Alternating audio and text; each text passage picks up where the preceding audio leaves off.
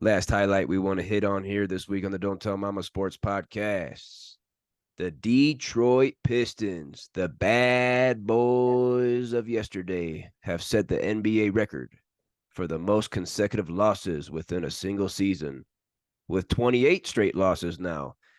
They are currently 2-29 on the season. They are 28th in points per game, 25th in points per game allowed. Just last night, they played at Boston. Oh boy, people were feeling it. People in Motown were feeling it last night in Boston. Detroit had a 21-point lead in the second half. A 21-point lead in the second half. Celtics came back. They forced OT and they fucking won. Piston streak.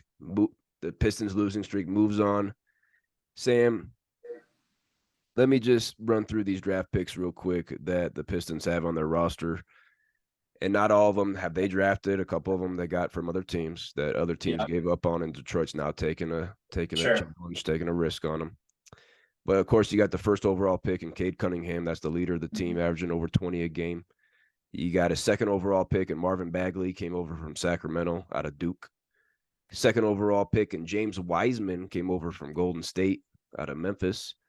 We got our guy Jaden Ivey, who was a fifth overall pick out of Purdue. We got Usar Thompson, fifth overall pick this season from the G League.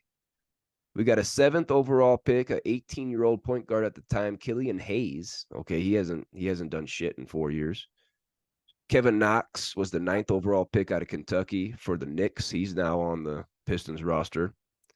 And then you got Pistons, more first rounders that the Pistons picked, and Jalen Duren out of Memphis, 13th overall. Isaiah Beef Stewart, 16th overall, and then Marcus Sasser out of Houston, 25th overall. Now that it's hard to find. Let's see here: one, two, three, four, five, six, seven top picks, seven top 10 picks on a roster. Detroit has seven top 10 picks on their roster. Yes, they're young. Yes, they're building. Sam, what the fuck is going on in Detroit? It's unbelievable. You almost have to try and be that bad and go that long without winning a game. I don't know how long it's going to continue. I don't know if this record will ever be broken. It's impressive in the most negative way possible.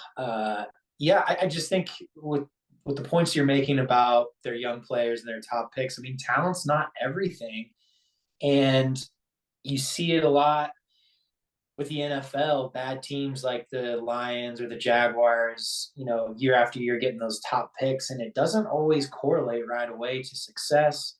Um, you got to, I mean, it's a big step up, the pros from college, and you got a lot of big personalities and trying to mesh them. And I think probably what they're lacking is some veteran presence and veteran leadership. I mean, year after year, you see that with winning sports teams, a young talent, a healthy dose of young talent, but then there's always those veteran guys that sort of hold it all down and hold everything together and show those young dudes the way to go. So, in my eyes, that's the problem there. Clearly, it's more than that. There's a lot of things going on to have them be in this position, but I don't know. I don't know what more I can really say on it. What do you think? I'd be sorry to leave out the second leading scorer on the team, Bojan Bogdanovic, 34-year-old, but that's the only veteran presence on the team. He's only played 12 games this year. Mm. It's a lot of talent. It's a lot of good college players. I don't know if you want to look at the coaching. You might have to look at the coaching, but yeah, there might not be that voice in the locker room. Maybe Cade Cunningham can develop into that guy, averaging over 23 points, 4 boards, 7 assists. Number one pick. You got to be that guy, and he missed most of last season with a broken shin, I believe, but he's back. He's healthy.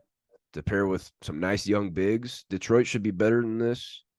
Sam, let's wrap up this with getting your opinion on this. The worst record for an NBA team in an 82 game season was the 1972-73 Philadelphia 76ers, who finished 9-73, but they started 3-27. Okay, the Pistons are 2-29 right now. Those Sixers started 3-27. My question to you is, can the Pistons win 10 games this year, or will they be the worst team ever in the NBA? How many more games left? They are Ballpark. they are 31. So we got 51 games left. We got 51 games left, and they got 2 wins. So they have 51 chances to win 8 games, is what you're saying. Can they go 8-43? Yeah, they've got to. Come on. They've got to win 8 games in 51. I think they can get to 10.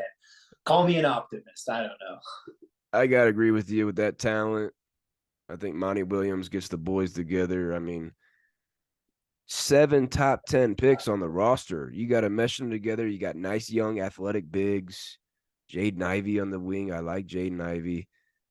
Detroit, give me 12 or 13 wins. Surprise us this year. Okay.